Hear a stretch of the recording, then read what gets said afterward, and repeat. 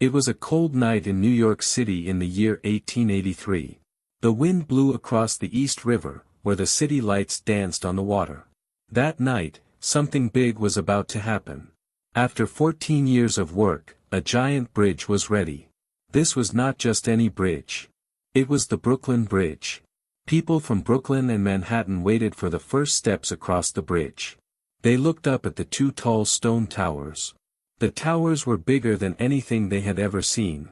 The bridge was so long and strong, many said it could not be real. But it was real. And soon, it would become a symbol of New York City. The man who first dreamed of the bridge was named John Augustus Roebling. He was an engineer from Germany. He came to America with big ideas. He wanted to build something that had never been done before. A bridge made of steel cables that could carry people, carriages, and even trains. But he died before the bridge was built. His foot was crushed in an accident during the early work. He became sick and passed away just weeks later. After John Roebling's death, his son, Washington Roebling, took over. Washington was also an engineer. He knew everything about bridges. But after a few months of working under the river in a special box called a caisson, he got very sick. He had something called caisson disease, or the bends. It made him weak and almost unable to move. He could no longer go to the site. So how could he finish the bridge? That is when something amazing happened. His wife, Emily Roebling, became the key person. She had watched Washington at work. She had learned from him. She took notes, gave orders, and explained plans to the workers. For 11 years, Emily helped finish the bridge. She was not an engineer, but she acted like one. People said that without her, the bridge would never have been finished. The Brooklyn Bridge is over 1,800 meters long. That's more than a mile. At the time, it was the longest suspension bridge in the world. Its two stone towers are about 84 meters high. The steel cables that hold the bridge were made of thousands of small wires. The cables were strong, but during the building, a dishonest man gave bad wire to the project. He said it was good steel, but it was not. The bridge could have fallen. But Washington Roebling found the problem. He added more cables, more strength. And the bridge was saved. When the bridge opened in May of 1883, the mayor of New York, the mayor of Brooklyn, and President Chester Arthur walked across it. Cannons fired. Bands played. People cheered. More than 150,000 people crossed the bridge that first day. Some walked. Some rode in carriages. Some just stood still and looked. They could not believe it. They were walking on air. It felt like a dream. But not everyone trusted the bridge. A few days later, a rumor started. People said the bridge was falling. Someone shouted. Panic started. In seconds, people ran in fear. In the chaos, 12 people died. It was a sad and terrible day. To show people that the bridge was safe, a man did something very brave. His name was P.T. Barnum, the famous circus owner. He brought 21 elephants, including the famous elephant Jumbo, and marched them across the bridge. The crowd watched in silence. Step by step, the elephants walked across the bridge. They didn't fall. The bridge held. After that, people stopped being afraid. They believed in the bridge.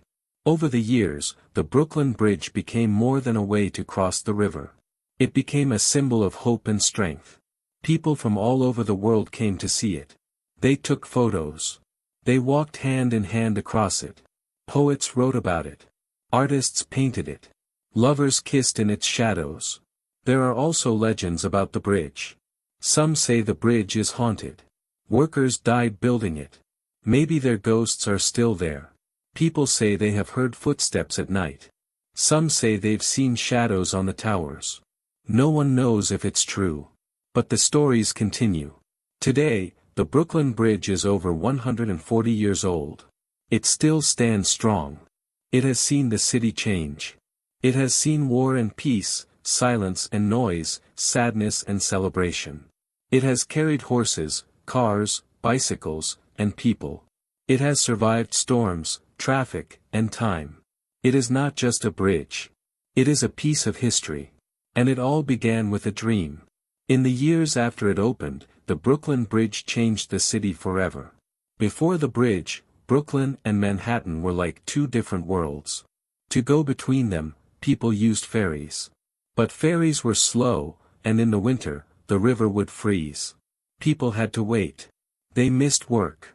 They missed school. Sometimes they even lost jobs. But now, they could walk, ride, or drive across the East River anytime. Business grew fast. Families moved more freely. Brooklyn started to feel like part of New York City. And in fact, a few years later, in 1898, Brooklyn officially became part of New York. Some people say it happened because of the bridge. Every day, more people used the Brooklyn Bridge. At first, only carriages and people crossed it. Later, streetcars were added. Horses pulled the carts. The bridge began to shake and bounce with all the weight. But it held strong. It had been built to last. Still, not everything was perfect. Life under the bridge was hard for some people. The bridge cast a big shadow on the streets below. It blocked the sun. Some people lost their homes when the bridge was built. Old buildings were taken down. Poor families had to move. But even with the problems, people loved the bridge.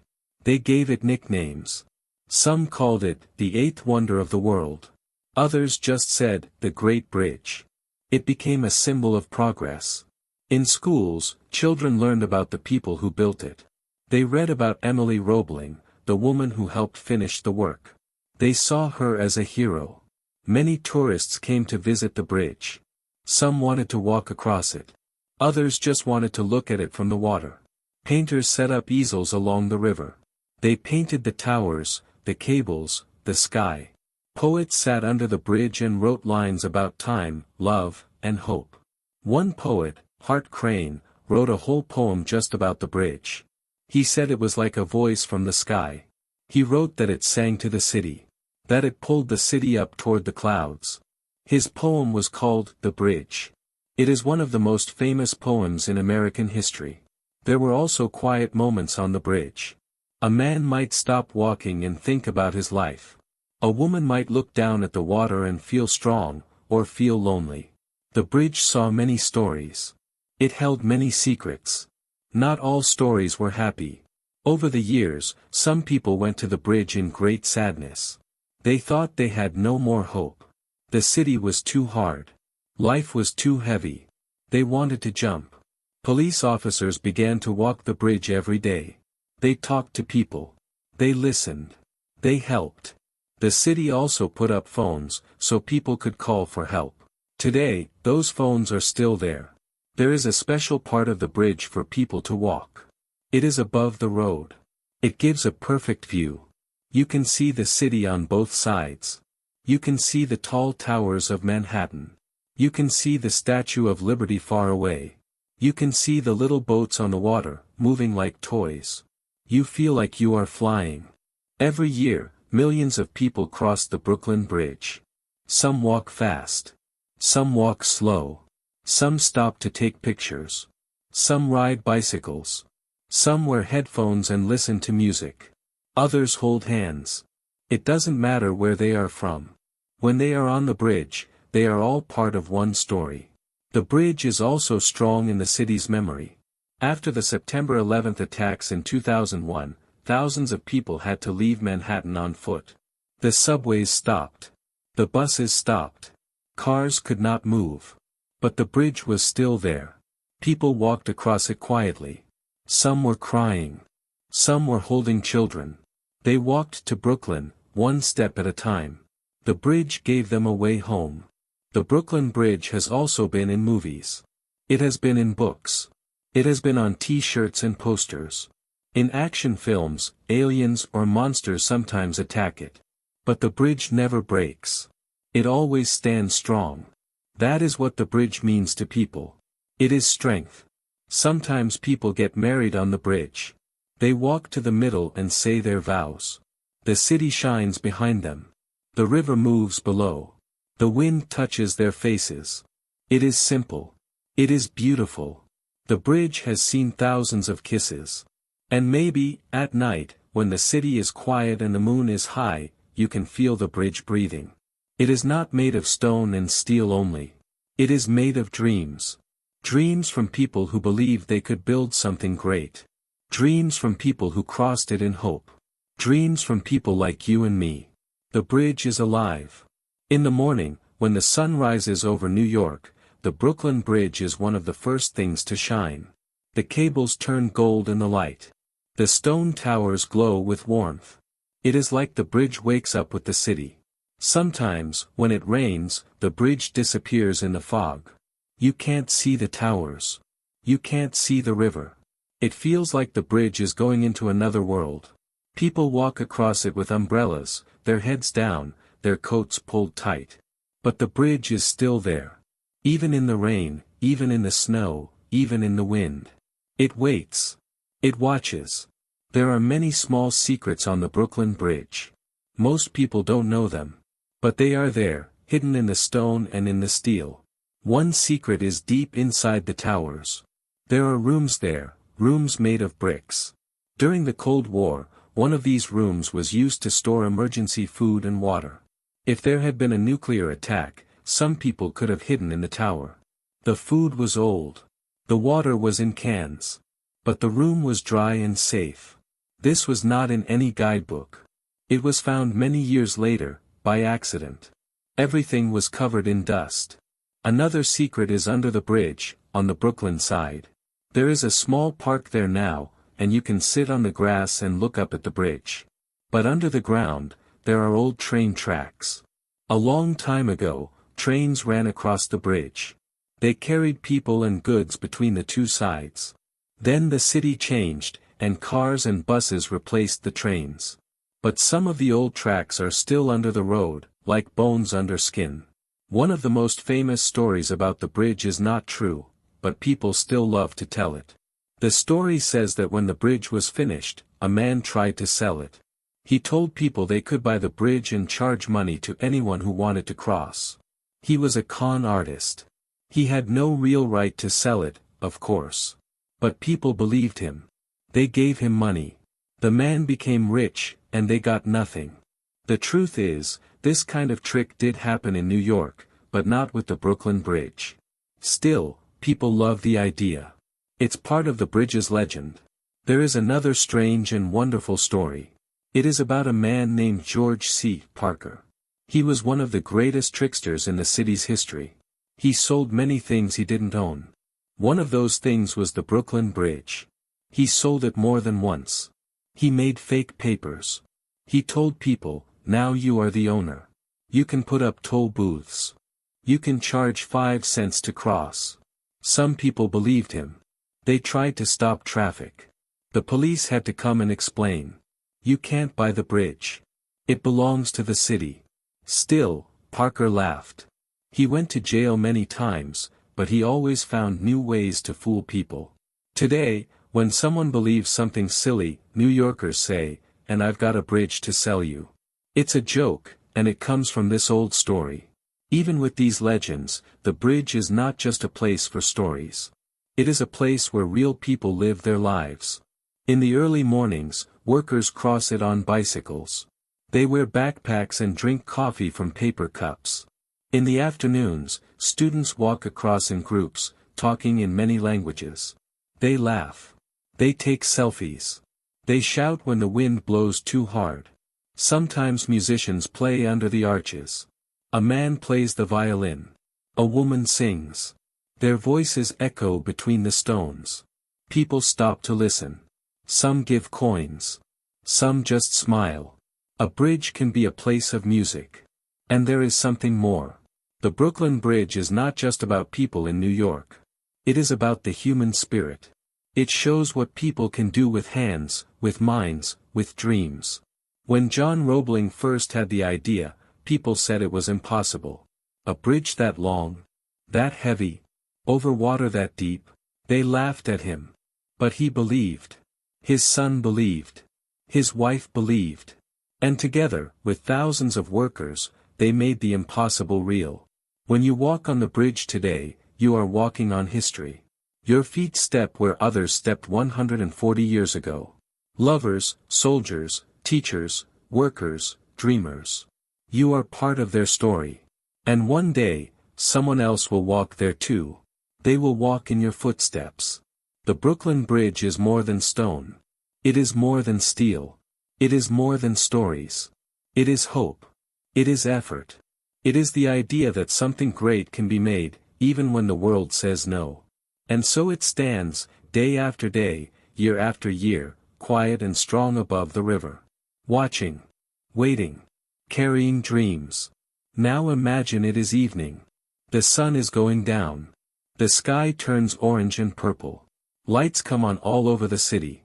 One by one, the streetlights glow. The Brooklyn Bridge lights up too.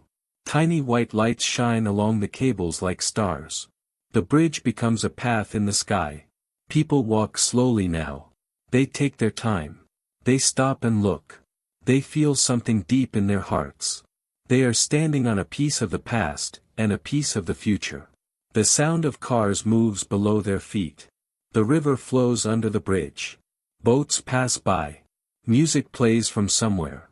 Laughter, footsteps, the wind. It's New York. And the bridge is the heartbeat of the city. If you walk the bridge alone at night, it feels different. You hear your own footsteps echo. You feel small. But not in a bad way. You feel like a small part of something great. The city is big. The bridge is big. But you belong here too. You are part of the story. Some people bring wishes to the bridge. They write their hopes on paper and leave them between the stones. Some write names. Some write prayers. Some just close their eyes and speak silently into the air. The bridge listens. The wind carries the words away. But the wishes stay. Once, many years ago, a couple got married in the middle of the bridge. There was no church, no music, just the two of them and a few friends. The bride wore white. The groom smiled. They said their promises under the sky. And the bridge held their words. Even now, when people pass that spot, some say they can still feel the joy in the air. A young writer once stood at the highest point of the bridge. He had climbed with a permit, wearing ropes and gear. He looked out over the whole city. The lights of Brooklyn, the towers of Manhattan. He said it was like standing between the earth and the stars. That night, he went home and wrote the first page of a book that would one day make him famous. He later said, "I found my voice on that bridge." There are people who run across the bridge at sunrise. They say the bridge gives them strength. Some say it clears their mind. Others say it gives them new ideas. The air is fresh in the morning. The light is soft. It feels like a new beginning. The city wakes up slowly. And you are already moving forward. In the middle of the bridge, you can stop and look in every direction. You see the past behind you and the future ahead. You see water and land. You see stone and sky. You see people from every country, every language, all crossing together. The bridge does not care who you are. It welcomes everyone. And maybe, that is the real magic of the Brooklyn Bridge. It connects more than two pieces of land. It connects people. It connects time. It connects stories. Every person who crosses it brings something, an idea, a feeling, a dream. The bridge holds them all. Over the years, the bridge has needed repairs. It is old, after all. Workers climb the towers. They fix cables. They protect the stone. But they do it with care. The city takes care of its bridge like a parent takes care of a child. Because they know, it is not just a bridge. It is part of the soul of the city. In the future, maybe flying cars will move over the East River. Maybe new towers will rise higher than ever. But the Brooklyn Bridge will still be there. Quiet, strong, patient. Watching it all. Carrying dreams, one step at a time.